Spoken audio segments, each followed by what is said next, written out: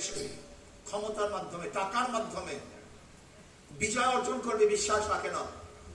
ইসলামী আন্দোলন বাংলাদেশ বিশ্বাস করে আমরা ক্ষমতা যাবো আল্লাহ পাকের রহমতের ভিত্তিতে। আর আল্লাহ পাকের রহমত আসবে না যতক্ষণ পর্যন্ত তাকওয়া ভিত্তিক না চলবেন। যতক্ষণ পর্যন্ত তাকওয়া ভিত্তিক না চলবেন আপনাদের আল্লাহর রহমত আসবে না। আত্তাকুল্লাহ, আল্লাহকে ভয় করুন। ওরা আমাদের যত পারে গালি দেখ, যত পারে মিথ্যা প্রচার করুক, যত আমাদের দালাল বলুক, বলতে থাকুক। আল্লাহ পাক ঘুমান না, আল্লাহ পাক ঝিমঝি দেন না, আল্লাহ পাক সব কিছু দেখেন, আল্লাহ পাক ছাড় দেন, ছেড়ে দেন না। যারা মিথ্যা প্রচার করবে, কাযযাবাল্লাযীনা মিন ক্বাবলিহিম ফাআতাহুমুল আযাবু মিন হাইসু লা ইয়াশউরুন ফাআযাবুল খিজয়া ফিল হায়াতিদ দুনিয়া ওয়াল আযাবুল আখির আকবার লাউ কানু ইয়ালামুন। যদি কেউ কাউকে মিথ্যা বলে, মিথ্যা প্রচার করে, অপমান, অপদস্থ, লাঞ্ছিত হবেই হবে, কোনো সন্দেহ নেই, কোনো সন্দেহ নেই।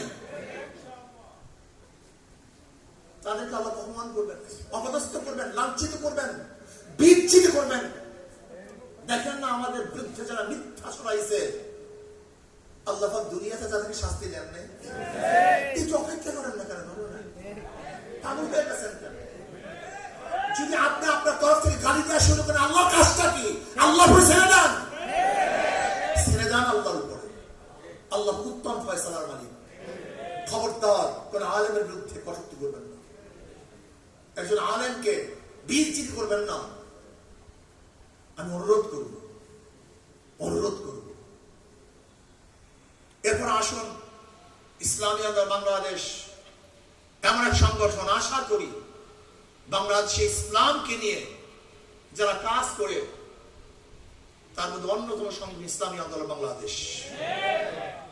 আমরা কি চাই? আল্লাহর জমিনে আল্লাহর হুকুমত চাই। এটা কোনো অস্পষ্টতা নাই, কোনো অস্পষ্টতা নাই। আমরা কি চাই? শরীয়ত আইন বাস্তবায়ন করতে চাই। কবে হবে? আগামী বছর,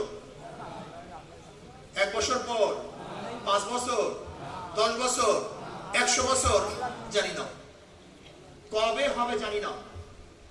ইসলামী আন্দোলন বাংলাদেশ চায় আল্লাহর জমিনে আল্লাহর হুকুমত কায়েম করতে, শরীয়ত আইন বাস্তবায়ন করতে। কবে হবে কথা বলেন?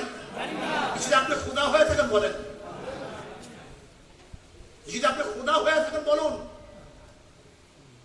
আমরা তো খোদা না, আমাদের কাজটা কি? আজকে আমরা আসরের নামাজ পড়ছি না? আচ্ছা, আসরের নামাজ কবুল হয়েছে কি বলতে পারেন? বললেন কেন?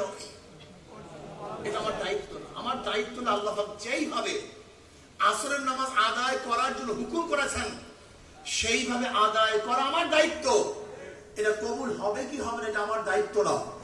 ইসলাম হুকুমত কায়েম করার জন্য শরিয়া অনুযায়ী কাজ করা আমার দায়িত্ব। ইসলাম হুকুমত হবে কি হবে না এই দায়িত্ব আমার না। প্রিয় কর্মী ভাইরা আমার,